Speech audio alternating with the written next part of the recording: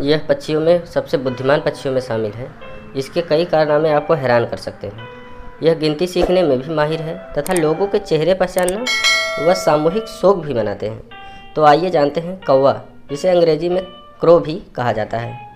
विश्व भर में कौवों की लगभग 40 प्रजातियाँ पाई जाती हैं, लेकिन भारत में कौवों की 6 प्रजातियाँ पाई जाती हैं। लेकिन इनमें से 3 कौवे ही ज़्यादा देखने को मिलते हैं। घरेलू कौवा यानी हाउस क्रो, जंगली कौवा और काला कौवा यानी रेवन। अंटार्कटिका को छोड़कर दुनिया में हर जगह कौवे पाए जाते हैं। मुख्य तौर पर सभी कौवों का रंग काला ही होता है, लेकिन कुछ कौवे सफ़ेद भी पाए जाते हैं। लेकिन संसार में सफ़ेद कौवों की संख्या बेहद कम है तथा इन्हें दुर्लभ प्रजाति की श्रेणी में रखा गया है। कौवों की चोंच बहुत कठोर होती है। इनकी चोंच में इतनी ताकत होती है कि यह इंसानी बच्चों की खोपड़ी में आसानी से छेद कर सकते हैं। इन्हें बहुत बुद्धिमान पक्षी माना जाता है। तोते को छोड़कर यह पक्षियों में सबसे बड़े दिमाग वाला माना जाता है। आनुपातिक लिहाज से देखें तो कौवे का मस्तिष्क चिंपैंजी के समान होता है। इसकी स्मृति बहुत अच्छी होती है। कभी कभी ये खाने को छुपा कर रखते हैं तथा इन्हें याद भी रहता है कि इन्होंने खाने को कहाँ छुपा रखा है। कुछ लोगों का मानना है कि अगर काले कौवे को अच्छी तरह से प्रशिक्षित किया जाए तो वह तोते से भी ज़्यादा अच्छी तरह से बात कर सकता है। कुछ कौवे 100 शब्द तथा 50 वाक्य आसानी से सीख सकते हैं। कौवा दूसरे जानवरों की आवाज़ों की नकल भी करने में माहिर माने जाते हैं। भारत में कुछ लोग कौवों को संदेशवाहक भी मानते हैं। कहा जाता है कि ये अपनी कर्कश आवाज़ में काँव काँव कर भविष्यवाणी करते हैं या अनहोनी की चेतावनी देते हैं। भारत के कुछ लोग पितरपक्ष में अपने पूर्वजों को भोजन कराने के तौर पर कौवों को भोजन कराते हैं। इन लोगों का मानना है कि कौवों को भोजन कराना पूर्वजों को भोजन कराने के समान होता है। स्वीडन देश के लोग कौवों को मृत लोगों की आत्मा मानते हैं।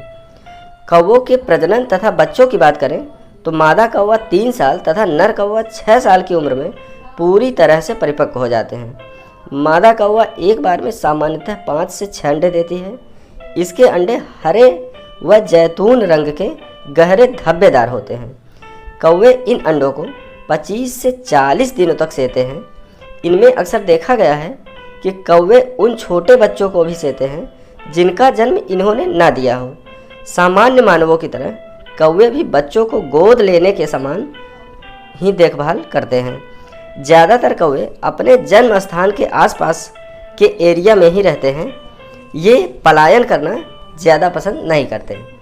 लेकिन अमेरिकन कौवा सर्दियों के मौसम में अपना स्थान छोड़कर गर्म स्थानों की तरफ पलायन कर जाता है।